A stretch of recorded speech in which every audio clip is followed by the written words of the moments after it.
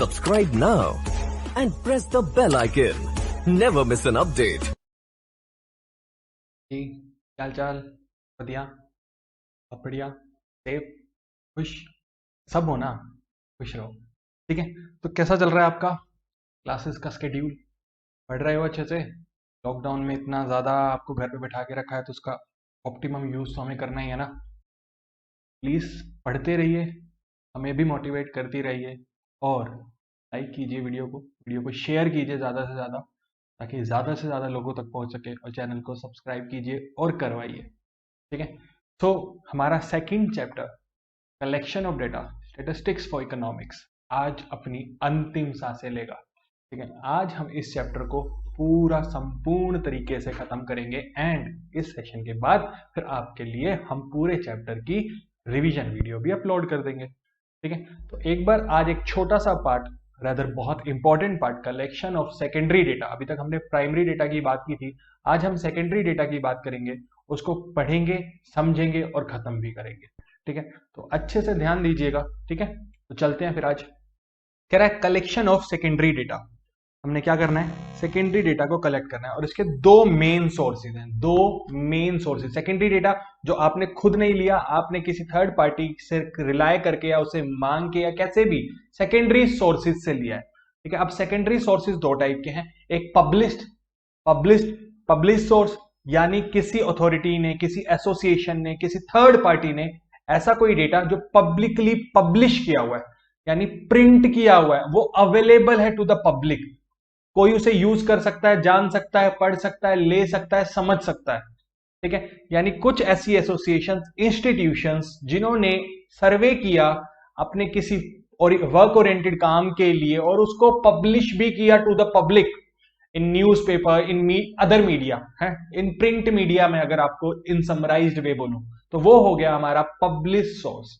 हम वहां से डेटा ले सकते हैं। But second is unpublish source. Unpublish जो पब्लिश नहीं है, यानी प्रिंट मीडिया में नहीं आया है, बट स्टिल किसी दूसरी इंस्टीट्यूशन या किसी दूसरी ऑर्गेनाइजेशन के पास वो डेटा है, पब्लिश नहीं है पर हमें पता है वो डेटा है, तो हम उनसे वो डेटा कलेक्ट कर सकते हैं। तो दो चीजें, that is publish source and unpublish source. तो एक एक को देख लेते हैं। सबसे पहले बात करते हैं पब्लिश सोर्स की, जो पब्लिश्ड है। तो उसमें हमें क्या देखना है? ठीक है, वो कौन कौन से जगह हैं जहां से हम पब्लिश डेटा को कलेक्ट कर सकते हैं। सबसे पहली बात, government publications. There are so many government publications out there, जिसको मैं अभी आपको बता रहा हूं। गवर्नमेंट अपनी पब्लिकेशन निकालती है, गवर्नमेंट तो अपना सर्वे करती है, डेटा को कलेक्ट करती है। कह रहे मिनिस्ट्री ऑफ सेंट्रल और स्टेट गवर्नमेंट, सेंट्रल भी कर सकती है, स्टेट भी कर सकती है, इवन करती ही है। ठीक है, in India publish A variety of statistics. बहुत सारा डेटा आपके पास पब्लिकली अवेलेबल होता है, तभी तो आपको पढ़ के आप पता कर पाते हो कि गवर्नमेंट कैसे काम कर रही है, क्या काम कर रही है, किस फील्ड में काम कर रही है, किस एरिया में काम कर रही है, किन लोगों के लिए काम कर रही है। ठीक है, तो ये दोनों, यानी सेंट्रल और स्टेट दोनों गवर्नमेंट की ये रूटीन एक्टिविटी है कि वो स्टेटिस्टिकल डेटा को पब्लिकली पब्लिश करती है। ठीक है, as these are publish by the government, data are fairly reliable. अब गवर्नमेंट कर रही है तो रिलायबल भी होता है, रिलायबिलिटी चरम सीमा पे होती है, रिलायबिलिटी हाई। ठीक है, सम ऑफ द नोटेबल, जो हम आपको बता रहे हैं कि कौन कौन सी गवर्नमेंट पब्लिकेशंस हैं जो रेगुलर इंटरवल पे रूटीन एक्टिविटी है उनकी कि वो पब्लिश करती ही करती है, वो है स्टैटिस्टिकल एब्स्ट्रैक्ट ऑफ इंडिया। ठीक है, ये एक पब्लिकेशन है जिसको मैं आपको नाम दे रहा हूं। सेकेंड है annual survey of industries. Third is agriculture statistics of India, agriculture से रिलेटेड ओरिएंटेड इसमें बात है। Report on currency and banking labour gadget. Gadget मतलब राजपत्र होता है, आपको पता है कोई भी क्या कहते हैं, कुछ भी नया लॉ एक्ट आता है तो एक गैजेट में आता है, भारत के राजपत्र में आता है, the official gazette of India जिसे हम बोलते हैं। ठीक है, तो करेंसी से रिलेटेड, बैंकिंग, लेबर, इन सब से रिलेटेड। ठीक है, reserve bank of India bulletin, इनका भी एक बुलेटिन है जो पब्लिश स्टैटिस्टिकल डेटा को पब्लिश करता है। ठीक है, गवर्नमेंट पब्लिकेशन होगी। Government publication are the most reliable source of getting the published secondary data. आई बात समझ में? पक्का? तो गवर्नमेंट पब्लिकेशन के बाद आता है सेमी गवर्नमेंट पब्लिकेशन। अब गवर्नमेंट के नीचे भी तो कुछ बॉडीज होती होंगी, म्युनिसिपैलिटीज जिसे हम बोलते हैं। Semi government bodies such as municipalities, metropolitan councils publish data relating to education, health, अपने सेक्टर में। ठीक है, एमसीजी जैसे municipal corporation of Gurgaon, MCD Delhi, ठीक है। तो ये क्या है, relating to education, health, birth and death, अपने एरिया के, अपने ग्रामीण क्षेत्र के हर डेटा को वो पब्लिकली करते हैं, ठीक है, पब्लिकली पब्लिश करते हैं। हेल्थ से रिलेटेड हो गया, डेथ से रिलेटेड हो गया, बर्थ से रिलेटेड हो गया। अभी आपने देखा हो तो कोविड में कितने सारे पब्लिश इंफॉर्मेशन आई कि गुड़गांव में, दिल्ली में इतने कोविड केसेस हो गए हैं। ये क्या है, वो उनके सर्वे और उन्हीं के पब्लिश डेटा है जो हर दिल्ली गवर्नमेंट ने अपने म्यूनिसपैलिटीज और इन सब से काम करवाया, उन्होंने सर्वे करके उस डेटा को पब्लिश किया। आई बात समझ में, ठीक है। तो ये भी एक Fairlie reliable and useful data है, ठीक है, सेमी गवर्नमेंट पब्लिकेशंस भी, ठीक है। थर्ड बात करते हैं reports on committees and commission. कुछ कमिटीज और कमीशंस हैं जो अपॉइंट करी जाती हैं गवर्नमेंट के द्वारा, जो फर्निश करती हैं lot of statistical information in there reports, इनकी भी रिपोर्ट्स आती हैं। फाइनेंस कमीशन हो गया, मोनोपोलिस कमीशन हो गया, प्लानिंग कमीशन हो गया, ठीक है। Are some notable commission in India which supply detailed statistical information in their report. ये अपनी प्लानिंग से रिलेटेड हो गया, फाइनेंस कमीशन हो गए, ये सब अपने डेटा को पब्लिकली पब्लिश करते हैं, तो हम वहां से भी डेटा को कलेक्ट कर सकते हैं। अब आपको पता है कि ट्रेड एसोसिएशन होती हैं, शुगर मिल की अपनी हो गई, ठीक है, गन्ना मजदूर अलग हो गए, फैक्ट्री मजदूर अलग हो गए, इन सब की क्या है, एक अपनी ट्रेड यूनियंस होती हैं, ट्रेड एसोसिएशन होती हैं, तो इनकी भी कुछ पब्लिकेशन आती है, कह रहे publication of trade association, some of the big trade association through their statistical and research divisions collect and publish data on various aspects like trading activity. For example, sugar mills, जो अभी मैंने बोला, sugar mill association publish information regarding the sugar mills in India. अब उनकी भी एक publication है जो उसी ओरिएंटेड सेक्टर में काम करके उन्हीं के डेटा को, स्टेटिस्टिकल डेटा को पब्लिश करती है। तो अभी तक हमने चार पढ़ा, गवर्नमेंट, सेमी गवर्नमेंट, कमीशंस, ठीक है, ठीक है, और उसके बाद हमने पढ़ा पब्लिकेशंस ऑफ ट्रेड एसोसिएशन। आई बात समझ में। अब यहां तो ये चार हो गए, अब कुछ ऐसी रिसर्च इंस्टीट्यूशंस भी है जिनका काम है रिसर्च करके डेटा को पब्लिकली पब्लिश करना है। कह रहा है publications of research institution, various universities and research. अब हर यूनिवर्सिटीज जो क्या कहते हैं रिसर्च सेक्टर में है, इंस्टीट्यूशंस जो पब्लिश करते हैं जो अपनी फाइंडिंग्स को, जो उन्होंने रिसर्च एक्टिविटीज की, ठीक है, तो वो भी पब्लिकली डेटा आता है, उससे भी आप अपना डेटा ले सकते हैं, इंफॉर्मेशन ले सकते हैं। और कुछ ऐसे रिसर्च इंस्टीट्यूशंस हैं, Indian statistical institute, national council of applied economic research publish a variety of statistical data as a regular feature. इनका क्या है, रेगुलर काम है उस डेटा को पब्लिकली पब्लिश करना। आई बात समझ में।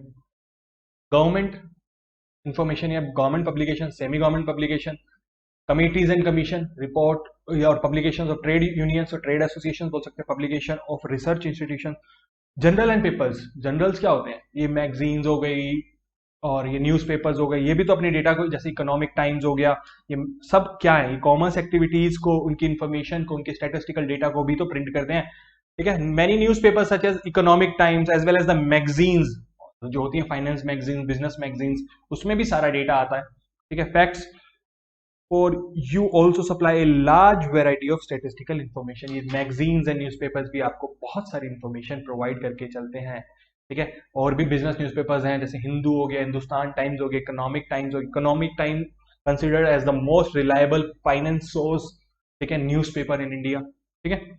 उसके बाद हो गया पब्लिकेशन ऑफ रिसर्च स्कॉलर्स। अब कुछ रिसर्च स्कॉलर्स हैं, इंडिविजुअल रिसर्च स्कॉलर्स, वहां पे हमने इंस्टीट्यूशन की बात की, यहाँ पे इंडिविजुअल्स भी होते हैं जो अपने रिसर्च को करते हैं और उसको डेटा को पब्लिक करते हैं, न्यूज चैनल्स पे, प्रिंट मीडिया में लेके आते हैं।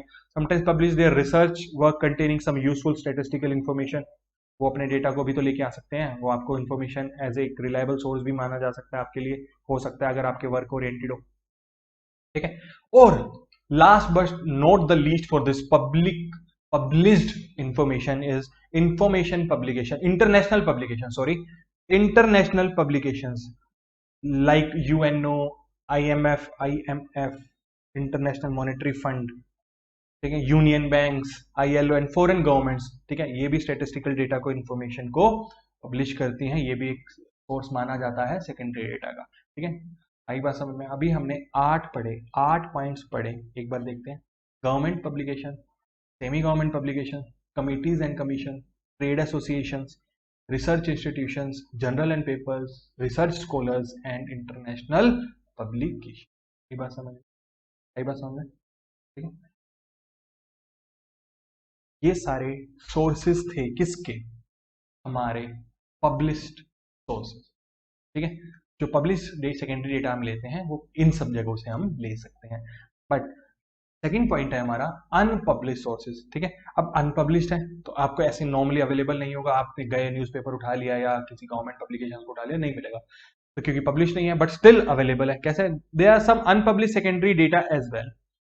ये डेटा भी कलेक्ट किया जाता है गवर्नमेंट ऑर्गेनाइजेशन के द्वारा, ठीक है, but generally for their self use, वो अपने पर्सनल यूज के लिए उसको रखते हैं, ठीक है, पब्लिश नहीं करते हैं, ठीक है। These data are not publish obviously. These unpublished numerical information may however be used as a secondary data, but आप अप्रोच करके गवर्नमेंट एसोसिएशंस को वो डेटा ले सकते हो क्योंकि वो जनरल पब्लिक के लिए नहीं है, बट हाँ आप उनको अपना रीजन दे रहे हो कि that this data that you have collected can be useful for my surveys, my research, तो वो आपको उस डेटा को प्रोवाइड भी करा सकते हैं, ठीक है। क्योंकि अनपब्लिश्ड है, उनको लगता है उन्होंने अपने वर्क के लिए लिया है तो उसको पब्लिश करने की कोई जरूरत है नहीं, but still if you want that particular data you can go and ask them to deliver the data to you, ठीक है। आई बात समझ में? तो ये बात हुई। अब कह रहे हैं हमें कुछ प्रिकॉशंस लेने हैं। मैं प्रिकॉशंस आपको बता देता हूं, सीधी सी बात है, आपको रिलायबिलिटी, सूटेबिलिटी और एडिक्वेसी, तीन चीजें चेक करनी है कि जो डेटा आप अनपब्लिश ले रहे हो वो रिलायबल कितना है, वो आपके लिए एडिक्वेट है भी या नहीं, ठीक है, सूटेबल है भी या नहीं। तो वही कह रहा है, we know that secondary data are collected by other to suit their specific requirement। उन्होंने अपने अकॉर्डिंग सर्वे करके वो डेटा को कलेक्ट किया होगा, उनको थोड़ा ना पता होगा कि XYZ पर्सन आएगा और वो डेटा मांगेगा और उसके लिए भी वो यूजफुल हो सकता है, तो ऐसा हो सकता है ना, तो उन्होंने अपने अकॉर्डिंग किया होगा। therefore one need to be very careful। अब जिसको वो डेटा अनपब्लिश्ड इंफॉर्मेशन चाहिए तो उसको केयरफुली एक चीज को ध्यान रखना है कि statistics specially other people statistics are full of pitfalls for the users. ऐसे नहीं होगा कि आपने आंख बंद करके ब्लाइंड स्पॉट कर दिया अपने आगे कि नहीं मुझे डेटा मिल गया मैं उसको एज इट इज यूज करूंगा, ठीक है। तो आपको उसकी वही चीजें चेक करनी है, मैंने अभी आपको बताया reliability. One must have 3 points in their mind while using the secondary data, that is the reliability, यानी रिलायबल है या नहीं, सूटेबल है या नहीं, और एडिक्वेट है या नहीं, ठीक है। तो वही अब इसको कैसे असेस कर सकते हैं हम, एडिक्वेसी को, सूटेबिलिटी को, रिलायबिलिटी को कैसे असेस कर सकते हैं, तो उसके भी हमें कुछ मेन पॉइंट्स हमें अभी पढ़ने हैं तो आपके लिए भी बेनिफिशियल है कि आपको ध्यान देना है कि कैसे आप उस डेटा को यूज कर सकते हैं और कब यूज कर सकते हैं, वो कितना रिलायबल है, कितना एडिक्वेट है, कितना सूटेबल है फॉर योर वर्क, ठीक है। तो उसके कुछ पॉइंट्स हैं जो हम पढ़ने वाले हैं। कह रहा है एबिलिटी चेक करनी है आपको of that particular collecting organisation, जिसने वो डेटा कलेक्ट किया है ओरिजिनली, जिससे आप वो डेटा ले रहे हैं, वो अनपब्लिश्ड डेटा ले रहे हैं, उसकी एबिलिटी कि उसने जो कलेक्ट किया है वो कितना एबल है to collect that particular data. One should check the ability of the organisation which initially collected the data, जिसने वो डेटा इनिशियली कलेक्ट किया। Data should be use only if it is collected by able, experience and impartial investigation. वो उनके अंदर ability थी, जिन्होंने collect किया वो एक्सपीरियंस पर्सन थे और वो इम्पार्शियल थे, बायस नहीं थे, पार्शियल नहीं थे, इम्पार्शियल इन्वेस्टिगेशन करके उन्होंने वो डेटा को कलेक्ट किया है, चाहे उन्होंने अपने लिए किया है ऑब्वियसली, बट वो इम्पार्शियली हुआ है, कोई पार्शियलिटी नहीं थी उसकी। आई बात समझ में? अब सेकंड पॉइंट है ऑब्जेक्टिव एंड स्कोप। अब उन्होंने हो सकता है सेकेंडरी उनका जो ऑब्जेक्टिव है कुछ ए हो और आपका ऑब्जेक्टिव बी हो, ठीक है, तो आपको ऑब्जेक्टिव एंड स्कोप भी चेक करना है। One should note the objective of collecting the data as well as the scope of that organization's investigation। उन्होंने किस स्कोप को मद्देनजर रखते हुए, ध्यान में रखते हुए वो इन्वेस्टिगेशन को कंडक्ट किया था to collect that particular data या while collecting that data, ठीक है। Data should be use only if the objective आपका ऑब्जेक्टिव और उस ऑर्गेनाइजेशन का objective and the scope of the study as undertaken earlier by that organisation matches या match with the objective and the scope, match with the objective and the scope of present study, यानी आपकी, ठीक है, आपका objective and scope match हो रहा है। आपका ऑब्जेक्टिव था साउथ में जाना, उनका ऑब्जेक्टिव था नॉर्थ में जाना, how you can say that both the objectives are same, ठीक है, ठीक है, आई बात समझ में? हाँ, until unless you both have the same motive to travel, I'm just taking an example only, ठीक है। You guys are traveling, one wants to travel in the south, the other wants to travel in the north, but the common objective of both the persons are to travel, ठीक है, तो ये common objective हो गया। तो दोनों organisation यानी जिन्होंने वो कलेक्ट किया और जो अब वो डेटा को, अनपब्लिश्ड डेटा को लेना चाहती है, उनका ऑब्जेक्टिव सिमिलर, सेम होना भी ज्यादा जरूरी है। ठीक है, आपने ऊपर एबिलिटी चेक की, नीचे ऑब्जेक्टिव एंड स्कोप चेक किया. Now you have to check the method of collection. उन्होंने वो कलेक्ट कैसे किया. The method of collecting of data by the original investigator और organisation should also be noted. उसको आपको ध्यान देना है. The method adopted must watch the nature of investigation. किस नेचर से उन्होंने उस इन्वेस्टिगेशन को कंडक्ट किया है, इसलिए आपको मेथड ऑफ कलेक्शन को भी ध्यान में रखना है. आई बात समझ में. नाउ अगला point, important point, time and condition of collection.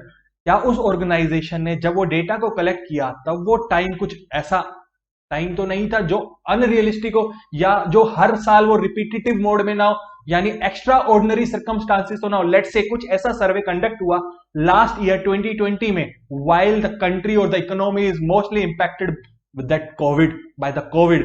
तो ऐसे डेटा एक्स्ट्रा ऑर्डिनरी डेटा हो सकते हैं. ठीक है, तो वो हर साल दर साल यूज नहीं हो सकता. तो आपको देखना है कि किस टाइम एंड कंडीशन में उस डेटा को कलेक्ट किया हुआ है. ठीक है, लाइक कोविड टाइम्स में कुछ ऐसा डेटा आपने कलेक्ट किया तो वो एक्स्ट्रा ऑर्डिनरी डेटा हो सकता है, उसके रिजल्ट्स मैच नहीं करेंगे आपकी एक्सपेक्टेशंस के अकॉर्डिंग. ठीक है, तो आपको देखना है. One should also make sure of the period of investigation as well as the condition of the investigation. For example, data collect during the war times. War times may not be suitable to generalize certain facts during peace. Normal में एक data आपने war के time में collect किया, ठीक है, और अब उस डेटा को आप पीस के टाइम में यूज नहीं कर सकते क्योंकि वो अनअक्सेप्टेबल एक्स्ट्रा ऑर्डिनरी सर्कमस्टांसेस या कंडीशंस में डेटा को कलेक्ट किया गया. ठीक है, डेफिनेशन ऑफ द यूनिट. अब आपने जो डेटा कलेक्ट किया उसकी यूनिट भी तो मैटर करती है ना, किस यूनिट में उसको मेजर किया गया. One should also make sure that the units of the measurement, आपने किस यूनिट में उसको मेजर किया. Just let's take an example, kilograms, grams, ठीक है, लीटर्स, मिलीलीटर्स, व्हाटएवर. ठीक है, used in the initial collection of data are the same as adopted in the present study. आपकी यूनिट्स और उनकी यूनिट्स भी तो सेम होनी चाहिए. ठीक है, अगर डिफर करती हैं तो आपको उसको मॉडिफाई करना है बिफोर दैट पर्टिकुलर यूज. ठीक है, आपको कन्वर्जन करके उसको मॉडिफाई करके अपने अकॉर्डिंगली लाना होगा. ठीक है, तो एक्यूरेसी अगला पॉइंट है, लास्ट पॉइंट है इसका. एक्यूरेसी, कितना एक्यूरेट है. Accuracy of the data should also be checked. को चेक करना ही है कितना accurate है. The available data do not conform to the required degree of accuracy. तो उसको आप डिस्कार्ड करेंगे, वो आपके लिए यूजलेस है. आप उस डेटा को कैसे यूज कर सकते हैं जब वो आपके लिए एक्यूरेट ही नहीं है. तो कह रहा है it is never safe to take publish statistical at the face value without knowing the meaning and limitations. आपको उसकी लिमिटेशंस या कुछ नहीं पता तो वो एक्यूरेट नहीं हो सकता, तो आप उस डेटा को ले नहीं सकते, यूज नहीं कर सकते. ठीक है, तो दो इंपॉर्टेंट सोर्सेज हैं सेकेंडरी डेटा के लिए, सेंसस ऑफ इंडिया और report of NSSO, national sample survey of India. इसको एक बार जरा देख लेते हैं. ये हमारा चैप्टर यहीं पे खत्म हो जाएगा, ये दो इंपॉर्टेंट सोर्सेज को देखने के बाद. ठीक है, तो अभी तक हमने क्या पढ़ा. हमने पब्लिश सोर्सेज देख लिए, हमने अनपब्लिश सोर्स देख लिए. अनपब्लिश सोर्स में हमें तीन चीजें चेक करनी है, रिलायबिलिटी, सुटेबिलिटी एंड एडुकेसी. उसको एडिक्वेसी को चेक करने के लिए हमने वो, रिलायबिलिटी को चेक करने के लिए हमने, सुटेबिलिटी को चेक करने के लिए हमने भी कुछ पॉइंट्स देख लिए. ठीक है, 6 पॉइंट्स वो भी देखे. नाउ अब हम बात कर रहे हैं, क्या बात करेंगे, two main sources of secondary data, that is the census of India and, census मतलब जो सर्वे होता है, गणना, जनगणना जिसे हम बोलते हैं, सेंसस ऑफ इंडिया और the reports of NSSO, national sample survey of India. तो सबसे पहले हम बात करते हैं सेंसस ऑफ इंडिया की. Census of India is decennial. Decennial मतलब 10 ईयर्स में होता है, 10 ईयर्स जनगणना होती है, 10 ईयर्स में एक बार. Publication of the government of India. ठीक है, it is published by registrar general of census. Is low battery, is low battery, no problem, no problem, no problem. कह रहा है 10 ईयर्स में होती है. It is publish by registrar general and census commission of India. ठीक है, it is a very comprehensive source of secondary data. ये comprehensive source है. इट रिलेट्स टू, ये किससे रिलेटेड है, population size and the various aspects, कुछ ऐसे aspects, ठीक है, of demographic changes in India. Broadly it is included statistical information on the following parameters. ये जो सेंसस ऑफ इंडिया का इंफॉर्मेशन स्टैटिस्टिकल डेटा है, ये कुछ पैरामीटर्स पे डिपेंड करता है. वो पैरामीटर्स क्या है. अब जनगणना किस लिए होती है, size, growth and distribution of population of India को जानने के लिए, किस एरिया में, किस स्टेट में, किस सिटी में कितने लोग रहते हैं. ठीक है, पॉपुलेशन को प्रोजेक्ट करने के लिए, प्रोजेक्शन डेंसिटी को चेक करने के लिए, सेक्स कंपोजिशन ऑफ पॉपुलेशन, कितने मेल्स हैं कितने फीमेल्स हैं. ठीक है, स्टेट ऑफ लिटरेसी, कितने लिटरेट है, कितने इलिटरेट पीपल रहते हैं, ये सब चीजों के लिए ये जनगणना की जाती है। Information on these parameters relates to the country as a whole as well as the different states and union territories of the country. State wise, UT wise, union territories और economy as a whole यानी country wise भी हम check करते हैं. As the name suggests, कैसे Census of India is a comprehensive inquiry on the population size and the related parameters of change covering each and every household of the economy. कितना change आया 10 साल के अंदर, उस चीज को चेक करने के लिए, उसके पैरामीटर्स को चेक करने के लिए सेंसस ऑफ इंडिया ये सर्वे एवरी 10 ईयर्स करवाता है कि हाउस होल्ड में कितना चेंज आया, इकोनॉमी में कितना चेंज आया, मतलब एज ए कंट्री वाइज कितना चेंज आया, एज ए स्टेट वाइज कितना चेंज आया, एज ए यूटी वाइज कितना चेंज आया, about the population size and their related parameters. सही बात समझ में? Last, reports and publications of NSSO. Reports and publication of NSSO is another important source, ठीक है, secondary source obviously in India. NSSO is a government organization under the Ministry of Statistical and Program Implementation. ये government organisation है जिसके अंदर आती है ministry of, मंत्रालय कौन सा, statistics and programme implementation. This organization conducts regular sample survey to collect basic statistical information relating to the variety of economic activity in the rural as well as urban parts of India. ये अपने survey rural as well as urban दोनों में कराती है। For example 77th round of NSSO जो हुआ था जनवरी 2019 से दिसंबर 2019 तक, ठीक है, वो हुआ था डेट एंड इन्वेस्टमेंट से related, land and live stock holdings of house hold, कितना लैंड है, कितना लाइव स्टॉक मतलब जैसे भेड़ बकरियां, मतलब जो एनिमल, जो हर्बीवोरस और जो ये हम एग्रीकल्चर पर्पस के लिए यूज करते हैं, वो कितना होल्ड किया हुआ है, and situation assessment of agriculture house hold, जो एग्रीकल्चर वाले परिवार हाउस होल्ड है उनकी सिचुएशन को असेस करने के लिए। Broadly reports and publication of SSO offers statistical information on the following parameters of economic change. वो क्या है आइए देखते हैं। Land and live stock holding हमने बात करी, हाउस होल्ड कंडीशंस, ठीक है, हाउस होल्ड कंडीशंस की बात करी, एम्प्लॉयमेंट एंड अनएम्प्लॉयमेंट, कितना एम्प्लॉयमेंट है, कितना अनएम्प्लॉयमेंट स्टेटस है इंडिया में, कंज्यूमर एक्सपेंडिचर इन इंडिया की कितना एक्सपेंडिचर कर सकते हैं, कितना उनका बजट है, कितना वो अर्न करके एक्सपेंस में कन्वर्ट कर रहे हैं यानी कर रहे हैं expense, sources of house hold income in India, ठीक है, कितनी सोर्सेज हैं, क्या क्या सोर्सेज हैं, ये सब क्या है। वही अनलाइक सेंसस ऑफ इंडिया उसकी तरह नहीं कह रहे reports and publication of NSSO are based on sample, ठीक है, सेंसस में हम एक एक को जाके चेक करते हैं, यहाँ पे ये सैंपल बेस्ड होता है, ठीक है, एक यूनिवर्स में से हमने सैंपल निकाले, ठीक है, यही बात समझ पक्का? प्लीज इसको अच्छे से पढ़िए, बहुत इंपॉर्टेंट है, collection of secondary data important है, एग्जाम ओरिएंटेड है, अच्छा है, समझ आएगा, नहीं आएगा तो आप पूछ सकते हैं, प्लस हम इसके बाद अपलोड करेंगे पूरे चैप्टर का एक रिवीजन वीडियो जो आपके लिए बिल्कुल 100% I am damn sure beneficial होगा, ठीक है, जब आप पूरा चैप्टर पढ़ के रिवाइज करना चाहेंगे बहुत अच्छे से, ठीक है, तो प्लीज हमारी मेहनत को सराहिए थोड़ा सा, अगर आपको थोड़ा सा भी अच्छा लग रहा है तो प्लीज शेयर कीजिए अपने फ्रेंड्स के साथ, ठीक है, सब्सक्राइब कराइए चैनल, लाइक कीजिए वीडियो को, ठीक है, अच्छा लगेगा, ठीक है, हमें भी और आपको भी, ठीक है, तो चलिए फिर हम रोज मिलते रहेंगे इसी तरह, बाय, टेक केयर।